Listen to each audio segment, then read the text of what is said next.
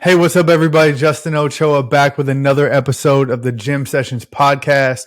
And as always, today's show is brought to you by Hoist, my favorite sports drink. It's an IV level hydration beverage, comes in 6 amazing flavors. It has more electrolytes and less sugar than any sports drink on the market that I'm aware of. And it is run by amazing people that do amazing things in the community. If you want to learn more, you can go to drinkhoist.com. Check out their ingredients, check out their formulas, do some research for yourself. If you like what you see, you can use my code PACE, that's PACE, for 10% off of your order. Now, I can't wait to dive into episode 8. We have Victoria Saucedo on. She is the director of sports performance at VCU, working with the women's basketball team, formerly at Wake Forest, formerly at St. Louis. Awesome coach. We get into a great conversation about really the relationship side of coaching and not so much the X's and O's of strength and conditioning. We do talk training, we do talk basketball, but we talk a great deal about relationship building, buy-in, culture. Even though she hates that word, she'll explain why. But it's an amazing conversation because it needs to be talked about more. So much of our job as strength coaches is athlete management, people management, the human side of things. And we get so wrapped up in the X's and O's that we kind of neglect some of these things. So it was very refreshing to talk to her about that. She has a great perspective. She has an awesome outlook on coaching and the industry in general. So I think you guys are going to love this episode. Tap in below and thank you for your support. Coach Sauce, welcome to the show. Thank you for joining me. Thanks for having me on. Looking forward to it. Absolutely. So I know we're both kind of on a little bit of a time constraint. So let's jump right in, give the audience kind of a quick bio on who you are, where you're at now, kind of your journey to get to this point. Yeah. Originally from Southern California, Los Angeles. So currently now living in Richmond, Virginia, about 2,000 miles away. It's quite the journey. I played softball at Utah State, was there for 4.5, 5 years. Then got my master's degree at Northern Arizona, where I was a graduate assistant working with football and about 3, 4 other teams. Got my first full-time job at St. Louis, where I was working 5 sports, 200 athletes while assisting both men's and women's basketball. Then transitioned over to Wake Forest, where I was there for about a year as a director of sports performance for women's basketball. And now at VCU. Started here June 13th, working women's basketball only. Looking to stay here longer than a year. I was going to say, you've been at each stop for about a year or so, huh? Yeah, I think the longest stop was probably Northern Arizona, where I was there for about a little under 2 years. Got you. So you brushed over your softball career, but I do want to highlight that a little bit. I mean, I did some research for the show. You were not a scrub. Couple school records under your belt. Like, let's talk about that a little bit. The air was thin in Utah. I mean, it was high elevation, so any pop fly was going over. Helped my batting average. But no, I mean, I did well, and 100% I'm proud of it. But, they're getting broken nowadays anyway, so. All records are meant to be broken. So exactly. Transitioning from athletics to now another form of athletics. Now you're kind of on the coaching side, specifically in the strength conditioning world, and even more of a niche market in the women's basketball space. Talk about how that transition has been. I don't know if you have a basketball background. Not saying you need one by any means, but just transitioning from a sport that's pretty much polar opposite to what you work with now. Yeah, I had a pretty bad jump shot. I tell that to absolutely everybody. I'm 5'6" on a good day, so I didn't have the height either, nor the length. I was not made for basketball. I did play it for a little bit. I was really good defense, at defense, MVP at heart. That's all I had. I got into basketball not because I was good at it or because I understood the sport. And in all honesty, I had no idea what the sport actually consisted of until I got probably my first year as a full-time at St. Louis. I took on basketball as a GA because the head strength coach was transitioning to a different position.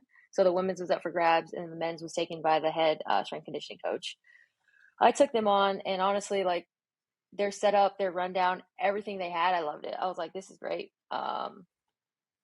From player personnel, only 15 to 16, pending where they were at, being one-on-one with the coaches, and then kind of venturing out, talking to Ellen Bishop, who's a big mentor of mine, Chase Sanders, Bree Brown. They were like, yeah, I literally just work with basketball. And I was like, you could do that? I had no idea. Mm-hmm. And so I started to dive and dive and dive. And when I made my way over to St. Louis, Rob Hornet, who's now at Liberty, he kind of really helped me shape what a season at basketball looks like. From off season of summers to preseason to in season to postseason to what you're looking at championship play versus we didn't make any championships, one of the guys coming back, how much time we should get off, and different things like that. And then as I started to transition to Wake, as I was the director, it was more of, okay, what does the sport look like? What buckets need to be filled, and how can I do the best at it? I think Wake kind of helped me see it from a sport coach lens. Obviously, I'm just the working with women's basketball, so that's how they saw me, was as a sport coach. I was at all the meetings, I was doing this, I was doing that. Okay, so how can I implement what we're doing in the weight room into a warm-up? Or what drills can I imitate for conditioning, for off season, for low minute kids, for kids who are redshirting, things like that. And then just kind of collaborating, talking with other strength conditioning coaches, reaching out, constantly picking brains. And then honestly, I talk to the athletes a lot. I'm like, hey, let's go. I'll play pickup with them. I'm horrible. I play pickup. I'll play pig, especially ACL, return to play. There was an athlete here who's coming back. When I got here, she was probably like 8 months post-op. So she was transitioning into contact, transitioning into play. All right, let's go. Playing them, actually running the demands. I run all their fitness tests. I do all their fitness tests. I do everything to understand what it actually is. The only thing I've never done is played a full game. I like that. No, I think that's huge to have like that skin in the game, because it not only helps get the buy-in, but it just build relationships in general. Selfishly, as a coach, you also get to stay in great shape, which is always nice and always a challenge, a bigger challenge than a lot of people like think. You know what I mean? Like my wife always teases me. Like I'll come home kind of grumpy sometimes because I'm like, damn, I didn't get to get my lift in today. She's like, you work in a gym. Like, how did you not get your lift in? And I'm like, it's harder than you would think. So kind of want to actually touch on that a little bit. Talk about personally, what are you doing to stay fit, to stay in shape, to experiment on yourself, to figure out, what might work for your athletes? What does your personal regiment look like? Well, it varies based off seasons and responsibilities. My partner and I just acquired a puppy, so that has changed a lot. Holy cow, I don't know why we thought that was a good idea. We started it. It just happened to work out where the breeder was like, her cousin had it and was like, hey, pretty much free. It's a lab doodle. It was Yeah. adorable. I'm pretty sure the next day we had our first game. Like we were starting season. And we have been away of our 11 games we played. I'm pretty sure we've been away for like 9 of them.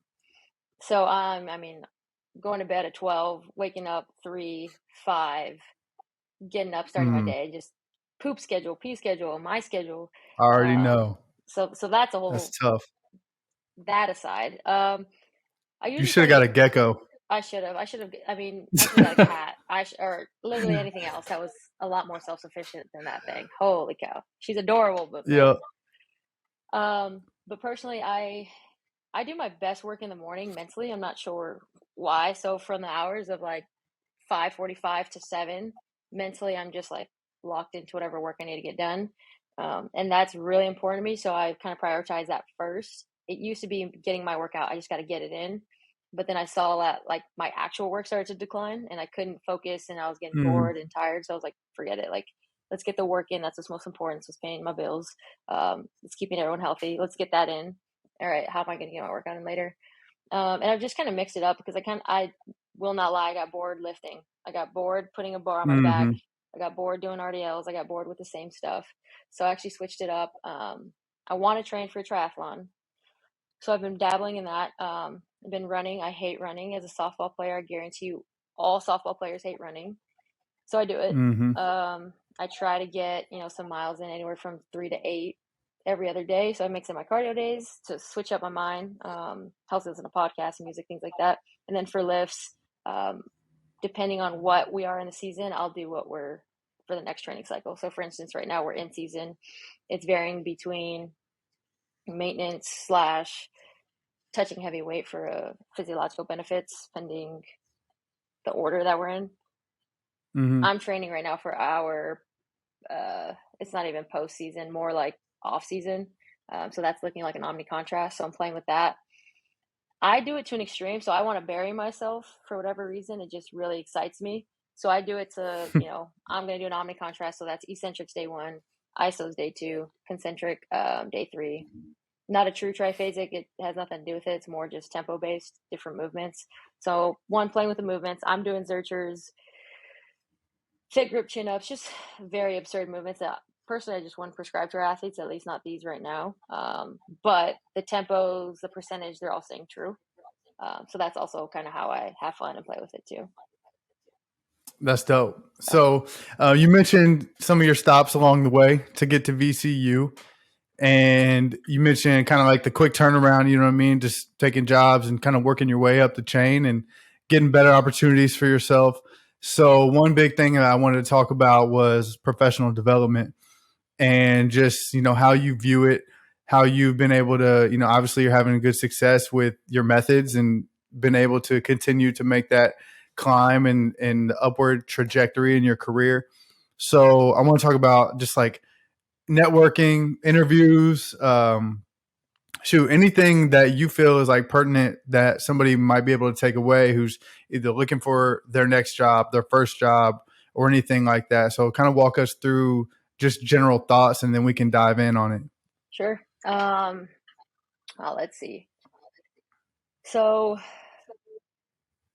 I guess looking at the transitional phases of everything I've been to, it's always been for, what I've wanted or what I'm looking to get to. At St. Louis, I love the athletes. I loved my boss. I actually enjoyed St. Louis, which I never thought I would enjoy Missouri. And I think if it wasn't for the surrounding atmosphere, probably would never do it again. And that's something that I continue to look for. So St. Louis, it was the people, and mind you, it's hard. As my first job, I did not care. It was going to be my first job out. I was taking whatever was Right. offered to me. I didn't even ask. Like, all I said was, when do you need me there? And I was going to find a way to get there. Yep. And so from that point, like everything else has now been calculated to an extent. So quality of life, am I going to be happy in this county? Am I going to be happy in this state? Am I going to be happy with, the culture that's curated there? Okay, I can't control culture to an extent. Cool. What's next? Wake Forest, I absolutely love those people. They're some of my best friends. They're at different spots now. Our head coach got let go. It is what it is. And I could have stayed, I could have been retained, but just the atmosphere itself wasn't right for me because I knew the personnel that I needed weren't going to be there. So I knew my place. I knew what I had to do for myself. So then VCU coming here, moving forward professionally, this was the best thing for me. As far as professional development, I think that's hard because personally, I always feel like I'm behind. I always feel like I'm 4 steps behind. I'm reading things too late. I'm hearing podcasts too late. I'm doing things too late. I'm not doing enough. And that's just from an athlete per se, maybe. I was the same way. I was always in the gym because I was never doing enough. Like I was always hitting because I needed to do more. I was getting ground balls because I didn't need another air under my name. And the men's side, Coach Ruse, he's been great as far as kind of help reeling me back to reality. Like, bro, you're in season, you're traveling all the time.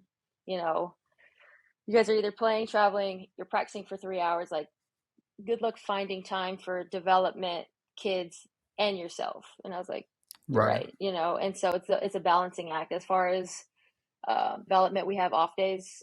So the athletes are off from practice and lift and all that. Mind you, I still come in, but those are more of my developmental days. So we get that at least once a week. So that once a week, whether it's reading, websites, networking, talking to people, that's my day to dial it in because that's the only day I have. I come into work maybe 9 to 1. athletes come to me from 1 to 3. So from 9 to 1, it's my time. Whatever I want to do, whether that's lift, professional development, go for a walk, grab coffee, whatever it is, that's me. And then everything after that is dedicated to those around me. So prioritizing, what matters to me in that week. Say it's been a hard week for me mentally for whatever reason. I can't do professional development that week. Like, I have to learn to be okay with it. So and so wants to tweet, or if you're not reading 10,000 pages a day, like this, that, and the other, I'm like, cool, put me in that file. I'm doing the best Right. that I Yeah. possibly can.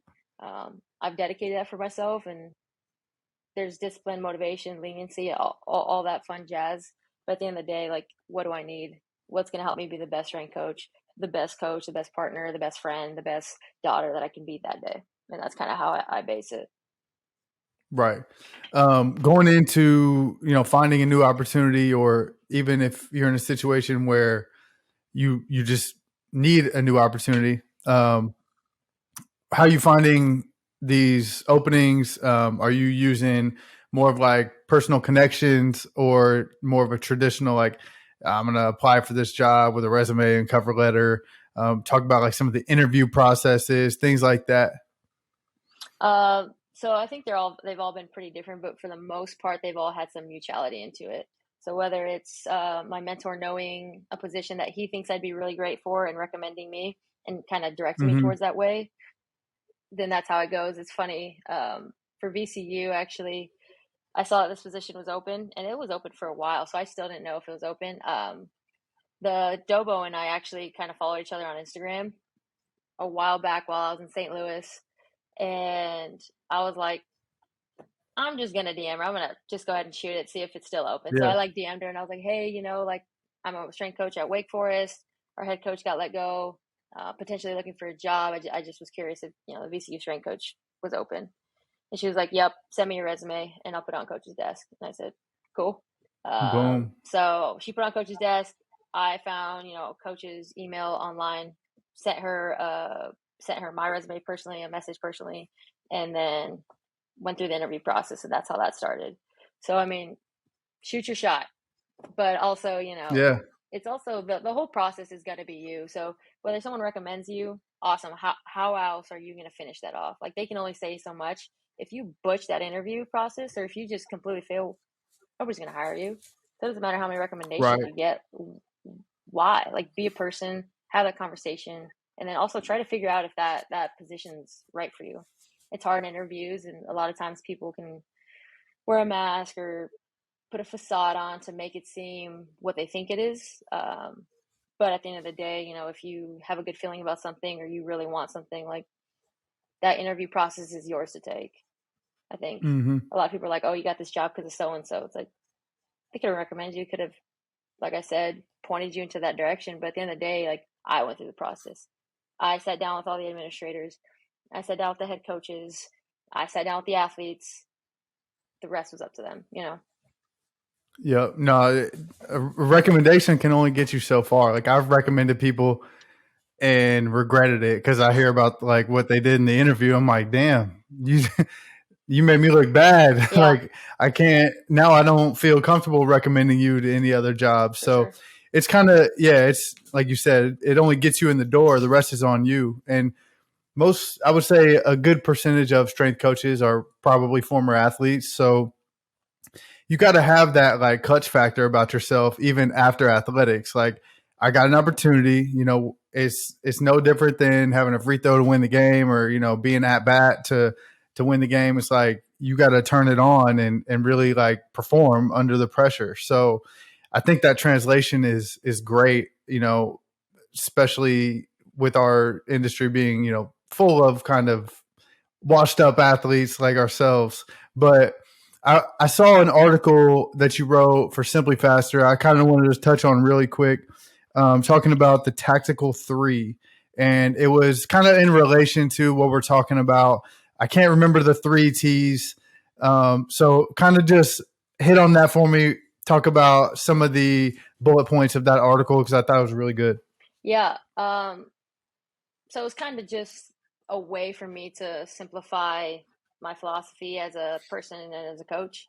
or professional. So, what matters to me, what's important and what's needed. I kind of touched on what Mm-hmm. matters to me at the end of the day. And everyone will say this, I get hit by a bus tomorrow. This job will be posted in 2 weeks looking for a strength coach. And Absolutely. that's for any position. I'm sure, some people will be like, dang, she was cool, but at the end of the day, Yeah. like I got to understand what's important to me. I enjoy what I do. I love what I do. I enjoy the impact I can create. But at the end of the day, my family, my partner, my health is going to be most important. And from then on, I'm going to start to divvy everything out. What's Mm-hmm. needed. So when going into a program, what are they actually looking for? I think most coaches, when you go into the interview process, we're slow, we're weak,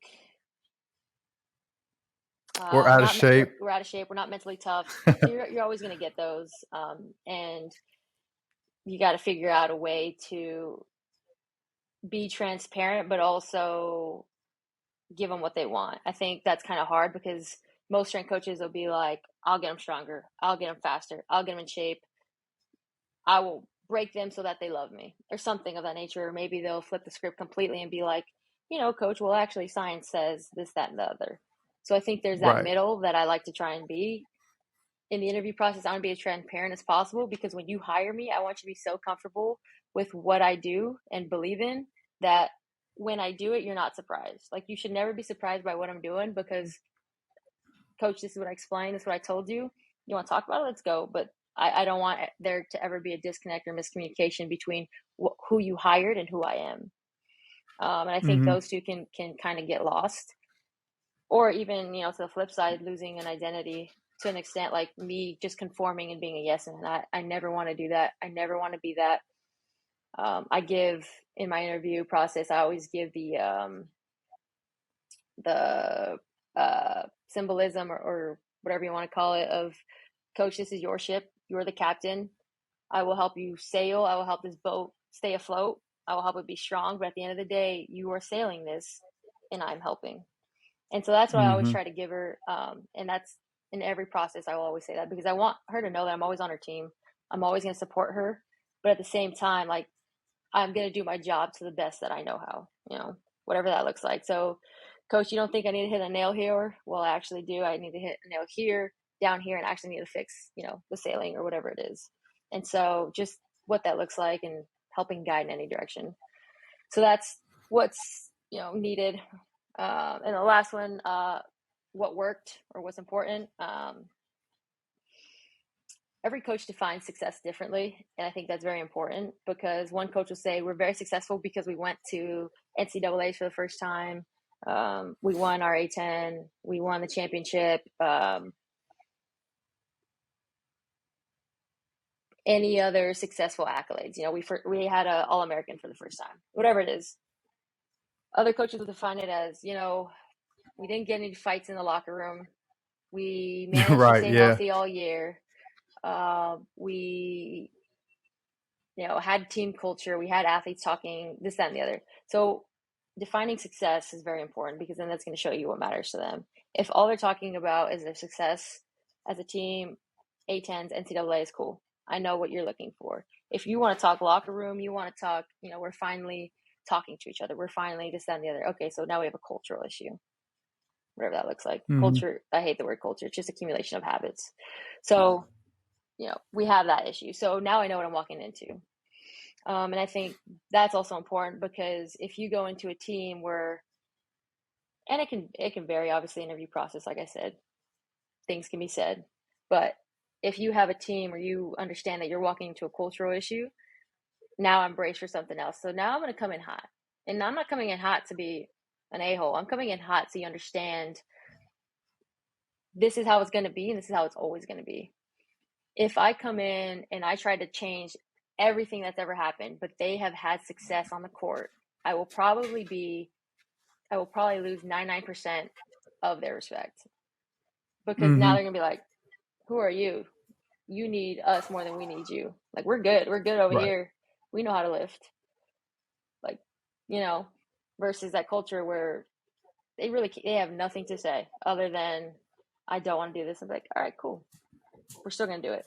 So I think understanding Right. that, like what's important, what's worked, what's needed, things like that. Those are my three threes, three tactical threes, that kind of help me set precedent into a interview, into professional development, into my professional career. That's dope. I love it. Sorry, my dog decided to join the podcast, so I love she's it. she's right down behind or underneath me. I told you this is the first go at the new house, so Yeah. she's probably like, "What is going on Where here?" is everything? I know. It's still in boxes, unfortunately. Oh, it's okay. So is mine, and I moved in June, so horrible at it. Something that you said there is a great transition for us to get into training. The whole, we're weak, we're out of shape, kind of the general umbrellas that a lot of sport coaches will just attach to their team, like not even having any base of factual evidence about it. Let's talk about some of those things. Specifically, women's basketball. What are some of the biggest things that you see that need to be addressed at this level, whether it be incoming freshmen from high school or returning seniors, that are more developed than 18-year-old kid coming in? Just some general key points that you see a lot with the population you work with. I think a lot of injuries, and it's not necessarily like one or the other. Patellar tendonitis, ACLs, Achilles. Like it's not anything specific. It's more just like acute issues that keep happening. We have, I don't know if this is a us thing right now at VCU, but there's quite a few ACLs on this team, and they're transfers. So like it's happened at previous schools or even freshmen coming in. We have a freshman right now from Turkey who's had an ACL, who's had really bad, Achilles tendonitis, patellar tendonitis, groin issues. Mind you, I don't know what they do in Turkey, but she did tell me that every time she told them it hurt, they just gave her a shot, and I was like, "Oh." I was going to say, I could So guess. yeah, it's a little different there, but I think, and I don't know if it's an overusage issue where we're just continually playing basketball 365 days out of the year, or if it's almost like a sedentary issue that's causing no movement into an increase of volume, into no movement into an increase of volume. You know what I mean? From sitting in class, not doing anything, to, all right, let's go to basketball practice. We'll go for 2.5 hours. Then we'll chill at Right. home, sit, kick up. Maybe they don't train. I ask most of the athletes that come in that we get, and they don't train. Or if they do, it's usually like speed and agility, where they say they do ladders and some cone stuff, which cool. And then they're pretty much done. So I'm not saying strength conditioning or lifting is the end all be all for solving issues. I think it can help when specificity is the only thing we're doing. Right. So, our freshman right now has some, she's getting good minutes in, but she has some Achilles tendonitis coming in, and she is springy. Like, I mean, doesn't even try. She's probably can touch over the rim, and she's only like 5'8", 5'9". But Damn. I mean, she was just like, I don't do anything. And she was like, honestly, if I ever had pain, like it goes away when I go to bed. And I'm just like, nice. So Must be nice. yeah. So I mean, Can't relate. honestly, I was on a 5-hour flight from the Virgin Islands coming back, and my back is still messed up. This was Thanksgiving, and I'm just hurting. Yeah, I'm Um, telling you. but it's almost this just like basketball, and then everything else just doesn't matter. And I don't know if there's a correlation to about anything, but it's just like these things keep popping up, and I'm curious. And so myself and the AT are racking our brains like, how do we keep these kids healthy all year long? How do we keep them on the court as long as possible? How do we have them not feel any pain, but at the same time understanding like it's part of the game. They're playing some very rigorous basketball. Like we've gotten, I think we were playing Georgia at the Virgin Islands, and we had a tech, and we had 6 kids were thrown out of the game at one point from Georgia. Like we were playing some Damn. basketball. Yeah, we were playing some basketball. Yeah, I love that. I love But that. nonetheless, like how can we make sure that these athletes are well rounded? So I would say that, and also just there's almost like a lack of sometimes a lack of effort. And I say that very loosely with the athletes I've worked with, it's almost just been like this. We'll get it next time. I'm like, Mm. you know, I don't know if it's the ease of what collegiate sports is now, because like the transfer portal is insane, and you hear everyone talking about transfer portal, because it is. You don't like something, you go, and to each their own. If you're not happy, for sure. Like, I wish you the absolute best, but I'm curious, if it was as strict as it was, when I was playing in that 2013, like it wasn't that long ago. Like to transfer, you had to go to compliance. You had to ask your coach if it was okay. I couldn't transfer in conference. I would have to sit out a year, and I couldn't transfer to any school that we were playing the following 2 years. So that just cut how many teams out? You know what I Right. mean? So it's just very interesting. But sometimes I think it's this lack of like effort sometimes. I'm just curious as to where it's kind of coming from, because freshmen, when they come in, they're hungry. They think they're the big dogs, and then obviously they get shown that they're the little dogs of the group by practices immediately. But a Yep. season rolls on. Like October 15th is hard because we don't start till the 28th. So practices are still hard, and you still don't have a game. Or actually, we don't play till November 7th. So mid-October, end of October is tough. And I think that is what really separates the greats from everybody else. It's that ability to give that effort, or the ability to lock in when you got another 3 weeks before you can say anything about anything. You know what I mean? But just, from what I've kind of been around.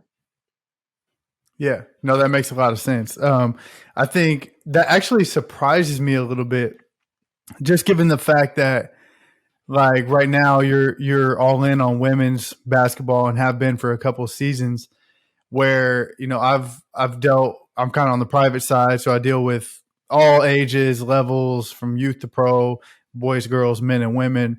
And I've noticed that what you're describing of boys and young men is like spot on. Like it's like that too cool factor where they just care so much about what other people think about them.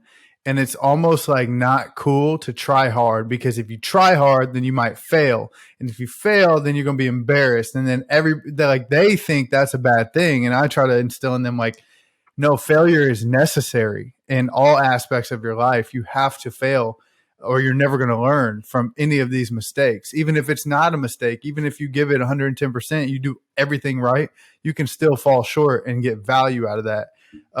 But I've had a lot more of that on the guy's side because of that too cool factor. And I sometimes use women as an example. Like some of the girls that I train, I'm like, look at her. Like she's not worried about everybody talking about her or being embarrassed or anything like that. So it's like, I guess that kind of just surprises me. But at the end of the day, everybody's different. Every population is different. Everybody has their own environment that they come from and things like that. So, Oh, for sure. And I think, you hit it spot on. Too cool. That's what it feels like. I don't know exactly what it is. And, to the other point of that, like it's not an immediate feedback. Like you don't get that immediate stimulus of success, even during a failure. All you feel is a failure. All you feel is that loss. Like I gave it my all and I still fell short. But not understanding what that's going to do 3 weeks from now, 3 years from now. You know what I mean? Like right. it's just unfortunate because I think the immediate response or the immediate stimulus of that exciting I'm cool and everyone thinks I'm cool and they say I'm cool is almost too great for the failure to take place. Right. And sometimes I see that and I'm like, just fail a little harder, please fail a little harder. Some athletes get it and they're all right with it, and others it's a slower process. But for getting too cool for school, remember the crap, she was from New Jersey. Thought she was going to start, thought she was going to be, our 2-3 guard, and came in, and 3 practices in, she soon realized she was way far behind. And she wasn't going to play. So if she doesn't try, it don't matter because she's not working for it. So she knew that was going to happen. So I actually sat her down, I pulled her aside, and I was like, who's your favorite player? She's like, LeBron James. And I was like, well, that's funny, but I was like, you think this man Right. is sitting out here too cool for school? And I was like, you need to push. I was like, you need to go. You need to give it all you got because you're not going to see the court pretty much ever at this point if you keep this up. And I was like, I don't deal with your playing time. I don't deal with any of that. But what I can tell you is the staff and 99% of coaches love effort. Dive for your ball, start talking, give whatever you have. I was like, I guarantee you're going to see something change. And so she was going through practices, and I mean, she was just going all out. Next thing you know, coach called her out for a game, put her in, killed it, and now she's starting. But I think that mindset will just it'll flip a script. And then the feedback of now you get to play, now you get to start, now you got 20 plus minutes under your belt changes her whole attitude. 100%. Yeah, and like you said, I mean, I should clarify. I don't expect kids, especially in high school or even going into college, to understand like the things that we know as adults now. That's why we have jobs to instill that in them. Because, I mean, we were just talking about this the other day. Like you're in high school, right? And something happens. It's like the biggest thing of your life. Like somebody gets broken up with or somebody gets dunked on or something. That's the biggest thing in their life at that moment. And then you fast forward to now being an adult and you see like what things really matter. So I just want to clear that up. Like I'm not expecting 14-year-olds to understand like, oh yeah, I gotta have wisdom. Like, no, just try to work on algebra and stay in school and get your Yeah. grades up. Like that's what I want you Yeah. to do. Something that you mentioned about also kind of that the immediate feedback of failure is not there. And then like the example you gave of kind of how you instilled that in that athlete and how she saw it through and got the success from it or what she wanted from the situation.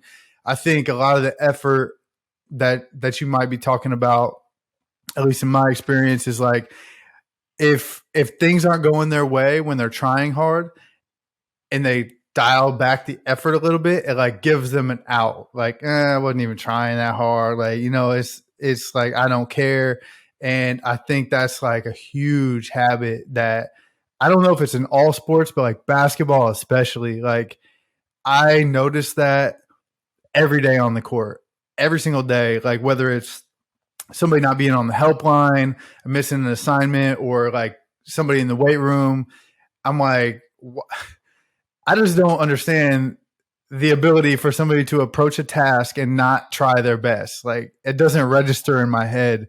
And so sometimes I get frustrated. And I guess my question is like, how do you deal with that? How do you have the patience to see it from such a good point of view and have the, I guess the approach that you have? Yeah. It's hard. I wouldn't even.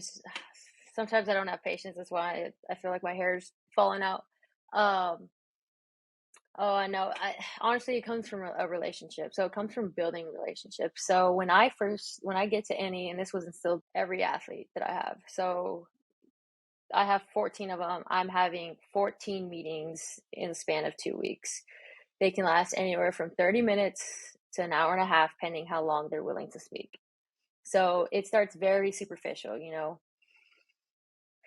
What's your goal in basketball? What's your strengths in basketball? What's your weakness in basketball? What's your goal in sports performance, strengths, weakness, all that stuff, all that jazz. Rate yourself on a scale of 1 to 5. How do you view your strength and all that stuff. Mm-hmm. Then it goes to issues of concern, and this is from an injury, especially women's health, things like that, nutrition. It goes all into that. And then the last thing that I do that takes the longest is, do you have any comments for me? Do you have anything that I need to know? Is there anything else that I need to know? Family, mental health, XYZ, anything you're willing to disclose. Everything between you and I will be confidential unless it pertains to your well-being and health. And I always disclose it like that. And then there lies anywhere from another 30 to 45 minutes. And that is to allow them to have somebody else on their side. And I tell them this, I was like, I will never, I don't control a lick of your playing time other than, hey, talking to the AT, like so-and-so's hurt, she's out. That's literally it. But from then on, I continue to build. So then that gives me an accountability piece. Hey, you say you want to work on this? This is how it happens. Hey, you want to work on this? How it happens. And in every meeting, I'm always transparent. I am going to coach you hard. I won't scream at you. I won't cuss at you. I cuss. I will never cuss at you. I will never belittle you. I will never make you feel small. I was like, but I will coach you hard. I will hold you accountable. And I was like, does that sound good? And they all say yes. So from then on, that gets built. So I say that to say, another story for you. I had an athlete. We have game ready conditioning, which is any athletes that played less than 15 minutes have extra conditioning with me from a conditioning standpoint, from a heart rate standpoint, and then also we track mileage. That's kind of how we do metrics here from a injury mitigation standpoint. So our guards will average about 4.8 to 5 miles. Well, this guard only hit 1.5 because that's warm up. So we have to make sure that your legs can withstand an entire week of games and practices, because when you're asked to do that, you need to be able to do that and not have any injuries. So we're going through it. I had one athlete in, she's a 5th year grad transfer. Great kid, awesome person. She's coming in, we're running, hey coach, this and the other. So yeah, we're going at it. And I mean, at best, I'm getting 50% effort, like at best, right? And in my head, I'm like, there's other people in my head, I'm like, do I yell? And do I just, what are you doing? Cuss, whatever. I was like, or do I have a conversation? And just the nature of the beast, this athlete did not touch the court, at all. And I'm sitting there and I'm trying to figure it out. And I'm like, I know how this athlete is. I remember our conversations. I was like, we'll have a conversation. We finished the workout. Nothing crazy. I was like, come here. And so we went into our video room and I was like, why did I just get at best 60% of your effort? And she's like, I don't know what you're talking about. And I demoed exactly what she did. And she's like, I just don't see a point in this. And I was like, I understand. I explained the point. She's like, okay, well, I'm just not motivated. And I was like, I don't care that you're not motivated. I was like, you think I'm motivated every single day? Like, you think I'm here just jolly or that I want to work out every single day? I was like, no. You came in earlier this year at 7 a.m. to shoot. She watched a Kobe documentary that she loved and came in every day to shoot. And I was like, that's awesome. And I was like, tell me every day you wanted to get up and do that. She's like, no. I was like, that's discipline. I was like, that's what makes you great. I was like, what you're doing is disrespectful to every single person that believes in you. And she started to kind of get teary-eyed and she was explaining her frustration. She didn't play. I said, I get that. I'm not upset at that. I said, I understand. I'm glad you're upset. Be upset. And I was like, but what you're doing is the complete opposite of what you need to be doing. I was like, you need to work harder. And I was like, you need to give me more effort. You need to give more effort in practice. I was like, I need more from you. And she's looking at me kind of surprised. And I was like, I don't tell coach anything as far as like how these go. Like, for the most part, everyone's good, no issues. And I was like, and that's how it'll stay. I was like, but I need more out of you. Practice. I was like, this needs to stop. Your attitude is the complete opposite of what I need. I need you to lead. I need you to give. And I need you to try. And she kind of looked at me surprised. And I was like, I care about you way too much. I was like, you're way too good of an athlete to just be doing this to yourself and the team. And she kind of was like, shook her head, teared off a little bit, gave her nugs because I don't do hugs. Hugs are weird. And then she started shooting and, getting extra shots, was in the gym for like an hour and a half. And I say that to say, because if you don't have a relationship with these athletes, in one ear out the other, they don't give a shit. They don't care. They will not care. They will just look at you and be like, who are you? You never played. You don't get it. 100%. And I told her, I was like, it's not about your conditioning. I was like, you're in shape. Like, I'm not worried about it. But it's way past that. Like, it's not even about that anymore. And you build a relationship with these athletes. You have genuine connections and you care about them and you show you care about them. They will literally run through a wall for you. And there's a difference between buy-in and then just doing what you're asking because you're a coach. They're very different. 100%. And I think that's where you get intent from and all that stuff. But that's how I deal with it. And there's a time place. I've yelled, I've screamed in the middle of a gym. I blew the whistle and they just started running like I wasn't going to deal with it. And there's a time and place. And I think, GA me or my first year me, I probably would have started screaming, blowing my whistle, getting pissed off, huffing and puffing. But you just got to know personnel, relationships, and situations. No, that's great. That's amazing. I totally agree. And throughout my career, it's been like kind of a progression. Like you said, 10 years ago, I probably would have just blew the whistle, everybody on the line, and we hit some suicides, or I don't know if you can call them that anymore. Hit some Hit punishment some sprints. lines.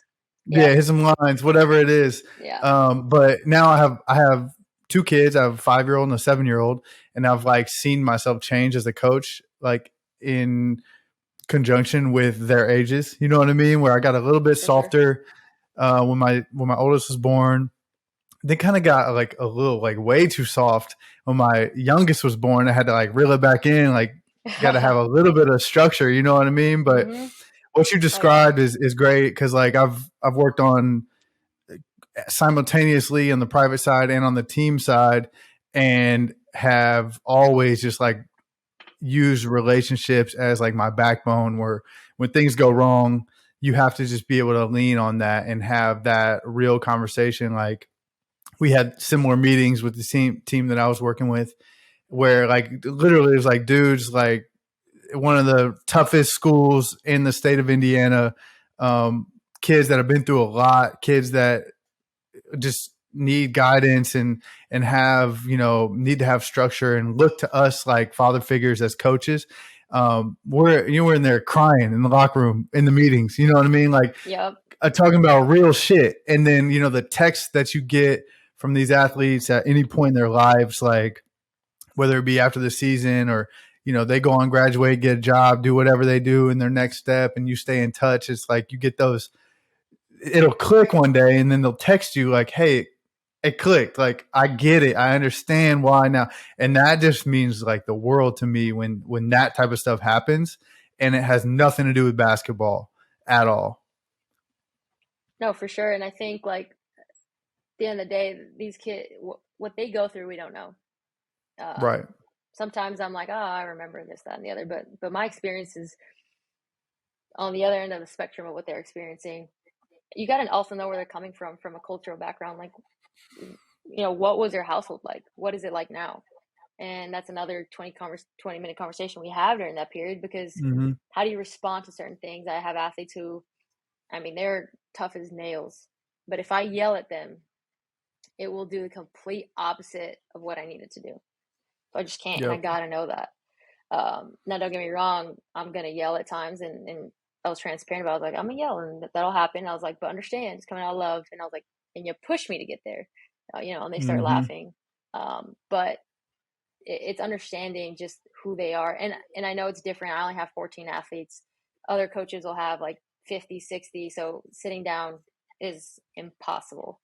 But even, we get those like 3-minute spiels after a lift that we can pour into them to some extent, or on hard days, figuring out a time to get with them. Um, so, I mean, just understanding who they are, not only as a basketball player, like they're a basketball player second, but who they are, their cultural background, where they're from, religiosity, whatever it is, that's first. Mm-hmm. What's crazy is we're 45 minutes in. I haven't talked about a single rep or set yet. And so like I didn't expect this. I like it though, but I do want to talk training. Yeah, for Cause I sure. love that. And I like your approach. I know, I've been following you for years. I know Coach Bishop loosely, been following him for years. I know he's kind of had a big impact on your programming and just like coaching style. And then I know that you guys are kind of like Poliquin, influenced as well. And I love that type of programming. So let's just talk about just real general, some of what your programming approach is from a holistic standpoint. I know that it kind of varies with in season, off season, early preseason, whatever. Like just kind of walk us through what you got going on in the weight room. Yeah. So heavily influenced by Paula Quinn, definitely. Charles, Thibodeau as well, Christian Thibodeau. I went to a seminar of his, and that man is too smart for anyone's own good. Yeah, he's ridiculous.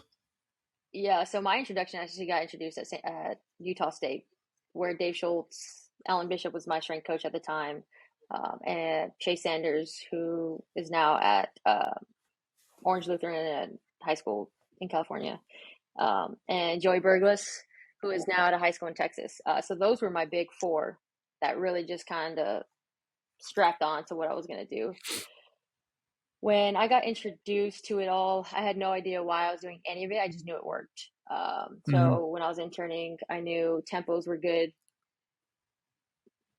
I knew full range of motion was good.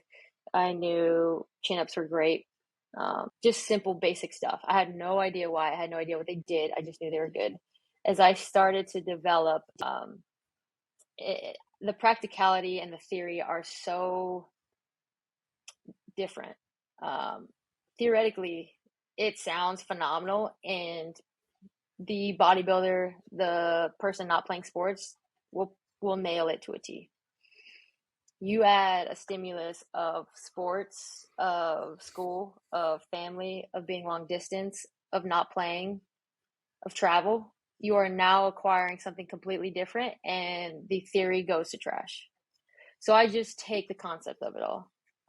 So when I'm looking at it all, I'm trying to figure out how can I get my biggest bang for my buck. And Rob Hornet, who's now at Liberty at St. Louis, helped me a lot. He ran me through a movement screen, well, the FMS, which I was the first time actually getting an assessment done, which I thought was cool. I thought it had really good components to help me now identify movers to program for. So now I'm integrating some type of assessment screen along with my philosophy as a strength coach. We are going to move through a full range of motion. We are going to control and own each position, and we are going to get you into demands that are greater of your sport.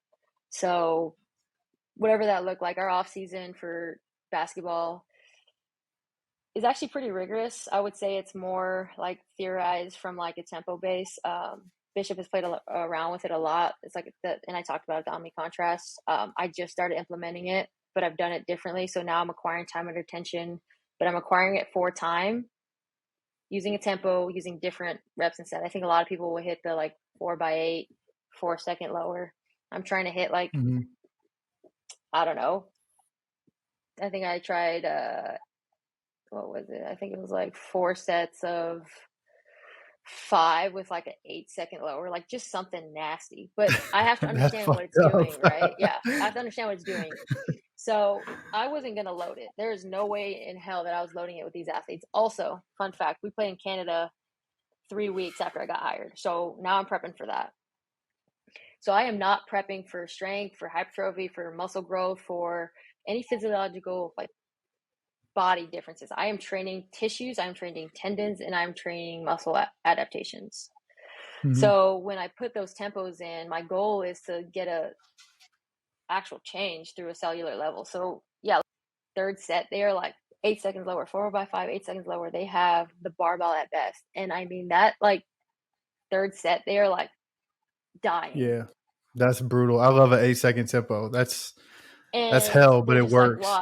why, you know? So what is that? 400 seconds. You can divide that by, or 5, but yeah, divide that by 60, get whatever you want. And then I progress by time. I don't care about their weights. Their weights will stay the same for the most part, but now I'm progressing by time. All right, once we're done with that, what are we going to do? Okay, let's go isometrics. Let's make sure that we're able to hold, we're able to withstand it. And then we're just now concentric. Now we're just going to go straight into actually moving weight. All right, so let's see what this feels like without any tempo. Now you guys can add weight. Now this is flying. And I think taking that has really helped form their overall development of that body part or of that movement. So that eccentric is going to be something that I need them to do all year long. So whether it's deadlift, whether it's a squat, whether it's a front foot elevated split, a chin up, a bench, whatever it is, whatever movements I decide to pick, we are going to do that all year long. And that eccentric is our foundation of whatever that is. Then we are going to do a progressed version of whatever that is for the isometric. And then that concentric is back to that front and of whatever movements of that foundation it is, if that makes sense. So I switch up the movements for the most part. I'm not sure I don't know how a lot of others do, but I'll switch up the movements. 2 movements are the same, 1 movement's our progressed version of it. 1, I want to expose them to different movements that we are going to be introducing into the next cycle. And also I want to switch the stimulus. I want them to be good at what we're doing, but at the end of the day, they're not lifters, and I have to understand that. What's going to prep them is the game, and what's going to make sure that they're healthy through it all. I'm not sure squatting 3 times a week is exactly what they need. Twice we'll probably do. Let's go, a single leg movement, or let's go some type of balance coordination, intramuscular coordination, whatever it is. Let's focus on that. Let's make sure we're hitting all of our buckets. Going into preseason is a little trickier, just based off of what we're looking at. That becomes more of all right, we're going to go strength, speed, strength, even though we have no tendon units or anything to measure that. I'm just going to go, what do we have? How does it look? How's it moving? How are you feeling? And then transitioning into season, I would love to say that we lift a lot, but we don't. And in full transparency, I've had 6-7 lifts canceled. It's kind of just the way the cookie's been crumbling, whether it's, practices, losses. I mean, we're 3-8. Losing will mess up a lot of it, because now when you go on a losing streak, something has to change, something has to switch. So now practicing for 3 hours, we're watching film for 2 hours, we're doing this, we're doing that. So by the time I get them, they're 4-hour days capped. I get 16 minutes with them. So what does that look like? So now what I've been doing is trying to implement a lift into the warm up. So we're getting med balls, we're getting bands, we're getting jumps, we're getting some type of stimulus to make sure that they have enough force production, enough force absorption to withstand the demands of the game. And I say withstand, not even greater. I need to make sure that they're healthy for the games. I give optional lifts, and they'll come in, at least some, but nothing's mandated on our off days. So for our warm-ups, any type of sleds, we'll be doing sled work, flying tens, some types of jumps, bounds, skips. We do a lot of med ball work, whether it's med ball tosses, med ball throws, med balls into a wall. We do a lot of med ball hitting. I'm trying to explain it. So you're holding a med ball and you hit it for core control, for ball control, all that stuff. And that's right now what we've been doing. We actually have a lift today, so woo woo. We got a lift today, lift tomorrow. And so what that looks like is, what haven't we done that we've been supposed to be doing in our cycle, and where can I fill that bucket? So I like glute bridges. We will glute bridge all year long. I think it's a great way to add weight, to load weight, to feel good. Also, they're always crouched over into that flex position. How can I get them out of it? Most of our athletes have back pain from some sort of issues.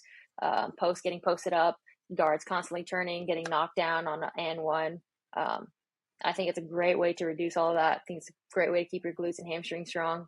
So we'll always be doing that. Some type of unilateral work, overhead. We're always going to do some type of bench, chin ups.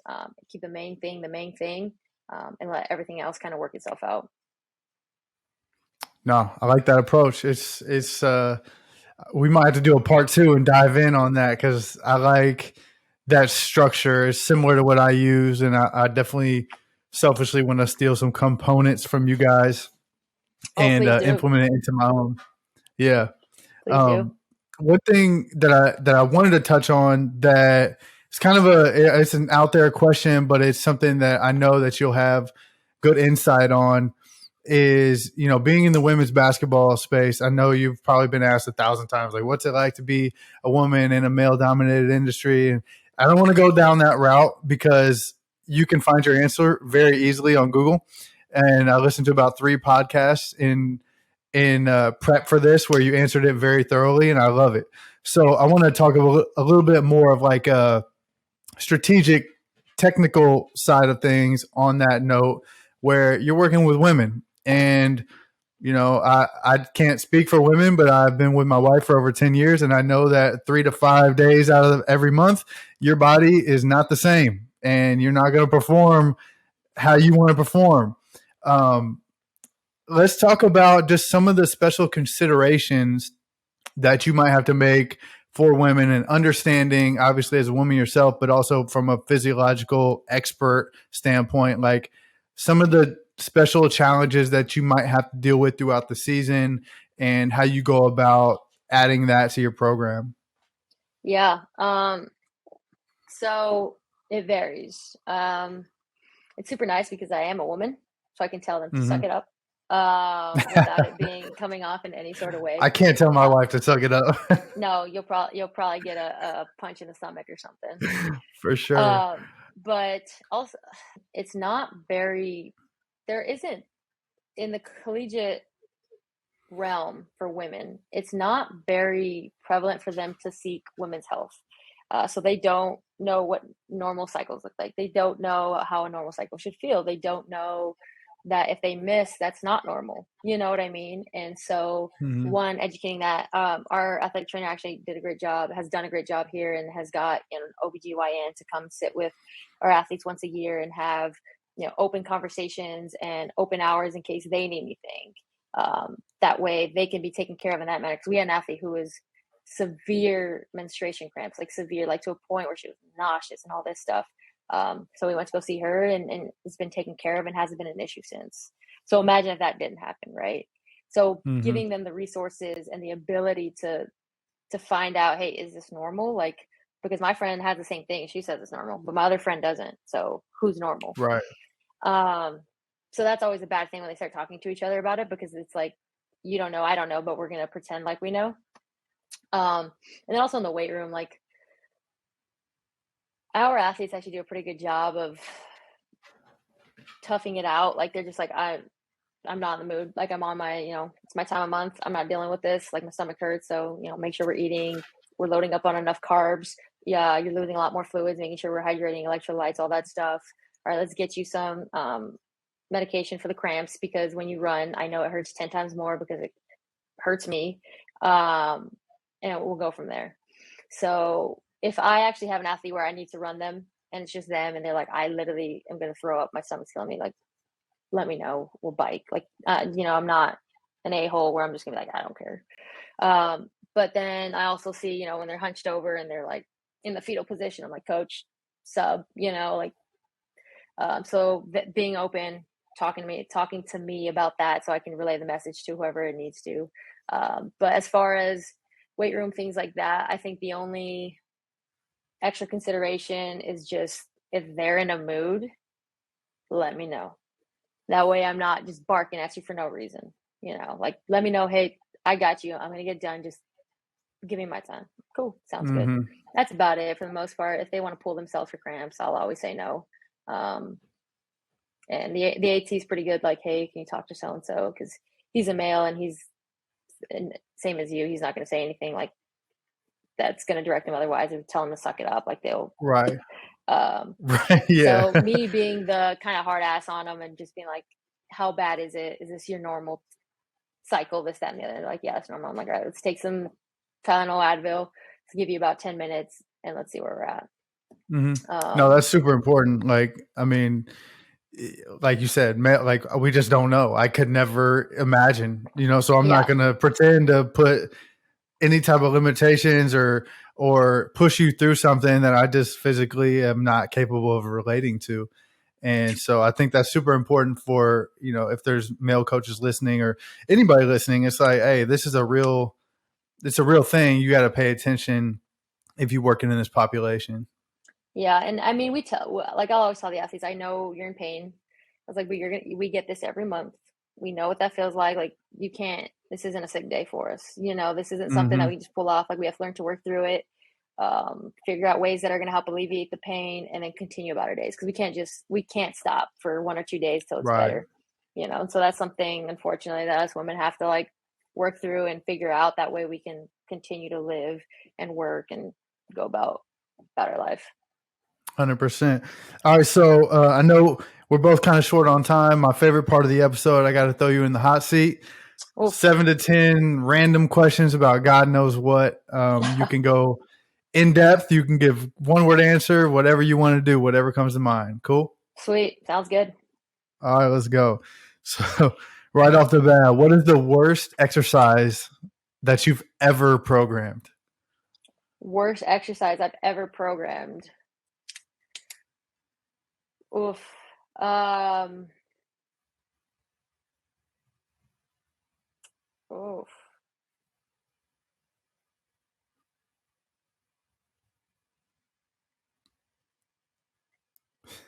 Honestly, it probably was like front squats when I was a GA. Front squats 4x8, 4 second tempo was probably the worst thing I could have ever done. So for men's tennis, Ooh. absolute. I mean, just stupid. Like just trashed, horrible. Hey, Yeah, that's not as probably that. bad as I was. I mean, I've done some wild stuff, like some I'm sure something internet will come to me after meme my shit. yeah. Yeah. It'll come to me after this. If you had to guess, or if you have your phone, what is your most used emoji? Most used emoji. I guarantee it's probably the laughing one. Yeah, pretty Guarantee standard. it. Yeah, let's see. Yep, laughing one. That's solid. I got fucking So here's a forehead. follow up question, because I know my answer. When is there a range that you will go through, like for emojis in relation to how hard you're actually laughing? Because if I just hit you with one emoji, like I'm not really laughing. But if I hit you with No, like five, then yeah, I'll probably like audibly laugh to myself. I'll probably hit you with 3 and then caps. Ha ha ha ha ha. That's how That you means know like it's you're funny. really laughing. That you got me. Like I'm geeked. That is it. Got you. Got you. Yep. All right, this is a random one. If you had to fight a gorilla, grizzly bear, or a lion, which do you think you have the best chance of winning? A gorilla, a grizzly bear, a lion fight.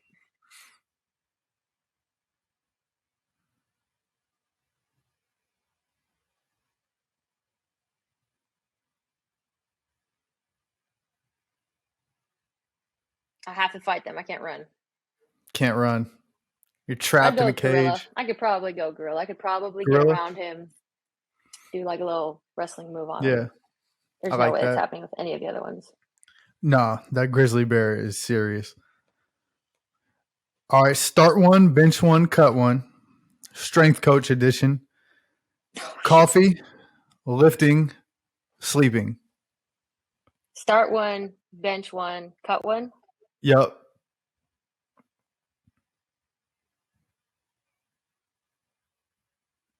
Starting coffee. Duh. Yeah. Benching. I'll bench. I'll bench sleep, then I'll cut lift. I could roll with Okay. that. I like that. Excuse me. What is your worst or most unhealthy habit that you have? Worst or most unhealthy habit, aside from drinking about a pot of coffee every day. Right.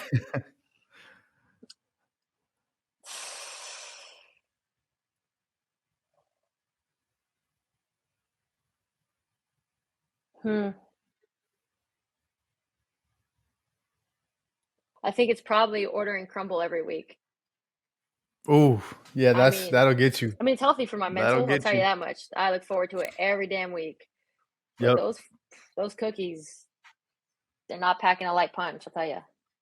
No, they're huge. No, I Oh feel yeah. that. I look forward to every week. I have kind of like a taco like rating system, and so I'll get different tacos around the city every Friday or Saturday and rate them, and that's just what I do. Like, and I'm not just getting one or two. Like, I'm getting three, four, rice on the side, chips, You whole have to. bag, Yeah. devour. Like, that's for me. So that Correct. keeps me afloat. I love it. Do you have any hidden talents? Hidden talents.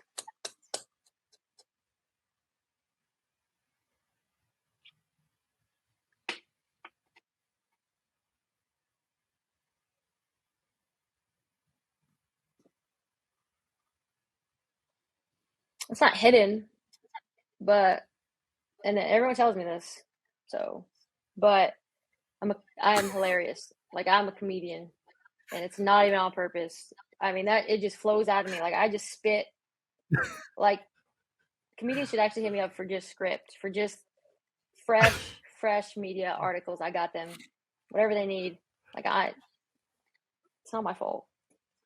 I see it. I mean, just that was funny to me, the way you said it. Like, everybody tells me this, but The amount of times I get told, like, you should be a comedian, and I'm just like, I miss my time peaked. It came, it went. Now at this point, it's just who I am. yo, that's so funny. I see it. I like it. All right, a couple more, then I'll let you go. Best pair of shoes that you own.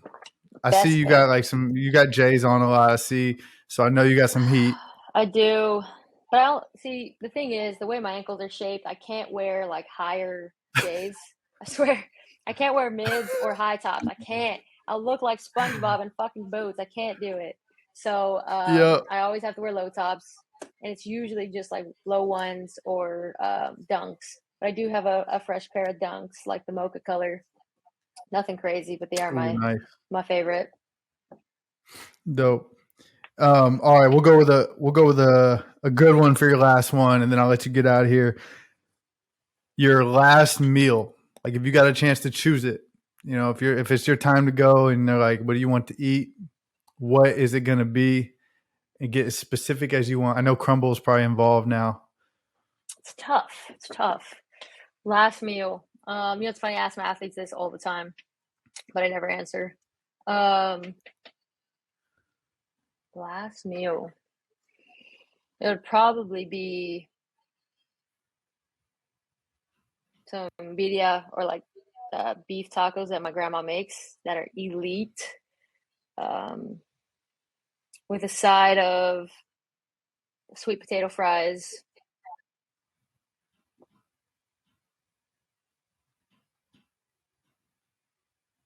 a slice of pizza from this small little joint back at home that my dad and I would always go to before Dodger games.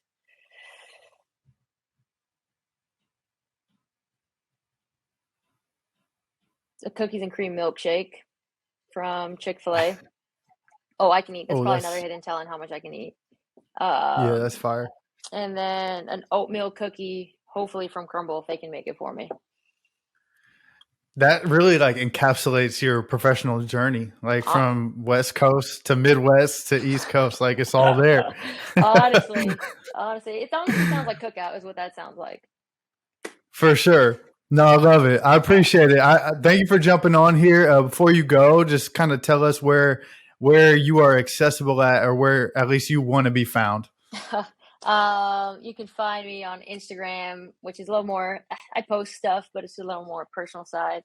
I got to be better at posting professional stuff at Vic_sauce, and then Twitter, a lot more professional stuff. I think that's Saucy, 2 Ys _Vic. I'm not sure why I decided to flip those.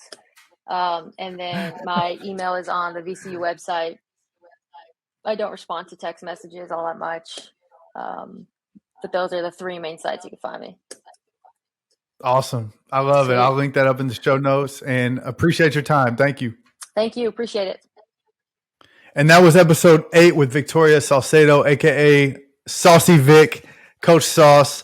Amazing conversation there. I really, really enjoyed that, and hope you guys get a lot out of that. Just want to remind you again that today's episode is brought to you by Hoist. Oh, there we go. Got to work on my product placement. Hoist is an IV level hydration beverage, comes in 6 amazing flavors, has more electrolytes and less sugar than all the sports drinks out there. I trust it with my athletes. I trust it with myself. If you guys want to learn more, you can go to drinkhoist.com. If you like what you see, use my code PACE. It'll save you some money, PACE, at checkout. That will get you 10% off. Appreciate you guys for tuning in. Please like this, share it, review it, give us some feedback. Would love that. It helps the show grow. And until next week, I'll see you guys then.